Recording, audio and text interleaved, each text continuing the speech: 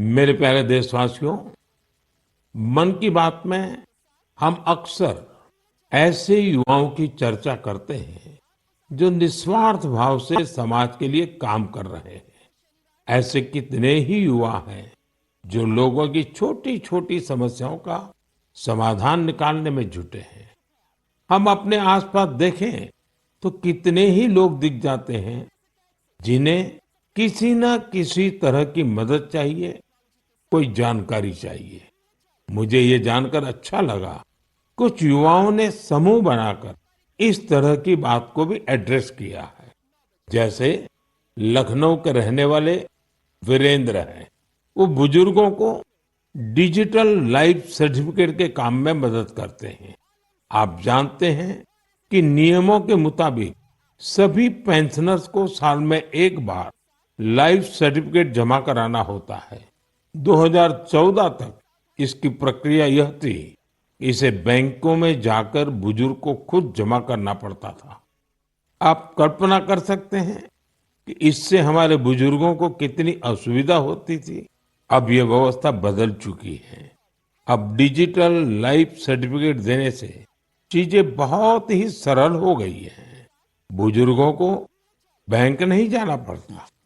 बुजुर्गों को टेक्नोलॉजी की वजह से कोई दिक्कत ना आए, इसमें वीरेंद्र जैसे युवाओं की बड़ी भूमिका है। वो अपने क्षेत्र के बुजुर्गों को इसके बारे में जागरूक करते रहते हैं।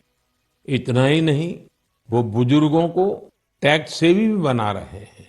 ऐसे ही प्रयासों से आज डिजिटल लाइफ सर्टिफिकेट पाने वालों की संख्या 80 लाख के आंकड़े को पार कर गई है। इनमें से 2 लाख से ज्यादा ऐसे बुजुर्ग हैं जिनकी आयु 80 के भी पार हो गई है। साथियों, कई शहरों में युवा बुजुर्गों को डिजिटल क्रांति में भागीदार बनाने के लिए भी आगे आ रहे हैं। भोपाल के महेश ने अपने मोहल्ले के कई बुजुर्गों को मोबाइल के माध्यम से पेमेंट करना सिखाया है। इन बुजुर्गों के पास स्मार्टफोन तो था, लेकिन उसका सही उपयोग बताने वाला कोई नहीं था। बुजुर्गों को डिजिटल अरेस्ट के खतरे से बचाने के लिए भी युवा आगे आए हैं। अहमदाबाद के राजीव लोगों को डिजिटल अरेस्ट के खतरे से आगाह करते हैं।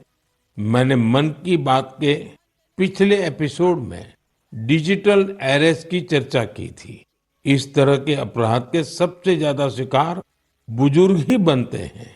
ऐसे में हमारा दायित्व है कि हम उन्हें जागरूक बनाएं और साइबर फ्रॉड से बचने में मदद करें।